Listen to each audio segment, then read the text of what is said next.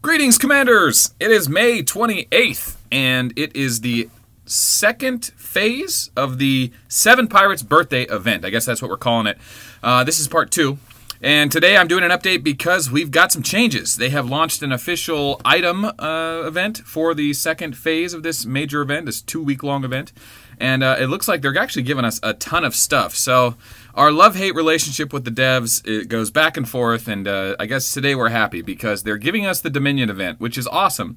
The Dominion event is a series of, well, I did a video series on the Dominion event when I originally got my Dominion haul. Dominion is an actual ship haul. It's right here in front of me. It's a best in slot for maybe attacking with bullet and rock because it increases skill trigger rate, which is essential for those commanders. And when you get the skill trigger rate, you also sacrifice a ton of other things. So the Apocalypse Hall right below it, for example, has a much more accuracy, defense, dodge, HP, and resistance weaken effect. Overall, in a PvP fight, the Dominion is inferior to the Apocalypse. But if you're using commanders like Rock and Bullet who focus on ignore tier suppression, the skill trigger rate will go further than all the other stats provided by the other hull. So it does vary. I personally use the Dominion Hull the most because I'm an attacking bullet player. I occasionally will use the Armageddon Hull because you look above it, it actually has the same skill trigger rate right there.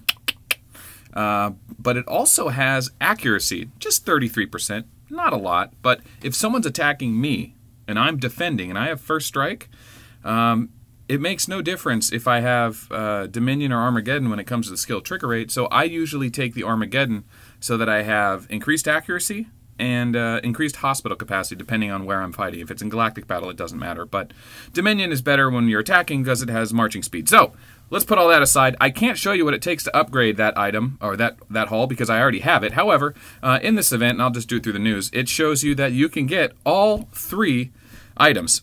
So the Ash of the Void, the Invincible 13, and Creator 13, those are 3 chest pieces, one for infantry, one for walker, one for airships. You need to turn all 3 of them in to build this hull. They're 3 very legendary chess pieces. I mean, look at this. 90% on the chess piece for infantry dodge, 92% HP for walkers, and 46% dodge. So they have double stats. And the problem is they're specific to classes. So infantry, walker, airship. They're narrowed down by that. But by limiting them, it increases their base stats. So okay, here's the problem. These items are very difficult to craft. You need 3, what are they called? Eternal Fires. Well, you know how to get Eternal Fires, right? You do the 20 quests, right? There's a wrench in that plan. If you want to do the daily quest, the devs have ponied up and given us free Aether coins. That's 4 Aether coins every day just for doing your quest. So let me reiterate that. This is days 2 of this major event. In this major event, you get to use the Aether coins to do the celebration chests, which are massively bountiful chests. But the only way to get these Aether coins, see the reagent there, 50 Aether coins, is to pay real money. Until today, you can actually just do your daily quests. And I think it's going to be for the duration of this event, so maybe for the next 7 days, every day, you can go in and do your daily quests and get probably 21 of these, 7 times 4, 21. So you can use them to build your invincible chess pieces or whatever. But also, if you want to turn them in, or that's the thing, you have to turn those in for your Eternal Fires. Now, it takes 4 Aether coins or a day's worth of farming to get 1 Eternal Fire. And each chess piece is 3. So at best, you're going to be able to get 2 of them off of just farming the dailies alone. If you want to spend money, you can go up here and buy the Luxury Celebration Pack, which has the Aether coins there. Or you could spend 20 bucks and get it in the, what's it called? The Value Pack. The Value Pack has Aether coins too. So it is possible to get all 3 chess pieces in 1 week. But then you'll say, but Melt, the Endless Vortex, the rare item, this one right here, burp, burp, burp, burp, burp. You can only get 1 a week by doing all 100 faction quests right here, see? But you can actually reset your faction quests. So if you do all 100 quests today, and then reset your faction and do all 100 again, you can collect another one. And then you can reset again and collect another one. You can get all 3. I've actually done it. I had a 4-part video series called Into the Dominion, and it's a bit of a legacy video, so we hadn't fully developed the channel. But those are a great series of videos, some of my best collected work to reference off of. The chess pieces themselves also require the energy cube, which you have to just compete in the daily quests, as well as star or mega medals, excuse me. You know how to do those, right? You just go to your individual event and score in the top 32, and you'll get a mega medal. Maybe it's higher now. Top 32, yep. And that's for the individual quest. And then in the guild quest, same thing. You can get, the energy cube just by scoring, just doing the basic. You don't have to score in the top 32. And a mega medal for the top 3 guilds. So it's real easy to get the mega medals and energy cubes. Just got to do the quests, and that'll get you those. The real limiting factor there is the Endless Vortex, which is the 100 faction quests. The energy cubes, which, I'm sorry, not energy cubes, the Eternal Fires, which are going to make you give up your Aether Crystals. And, of course, the Grail of Invincible, Ash of the Void, and Key of the Creator. In order to get all 3 items, you have to open 350 super equipment chests. 350 super equipment chests. Not cheap. I've been collecting them for months. I haven't opened them in months. I'm not going to waste them on this event either because I don't need the chest piece. And some of you out there might be saying, but Melt, your bullet could have 2 sets of gear. You can have your resistance weakened and your PvP. I don't care.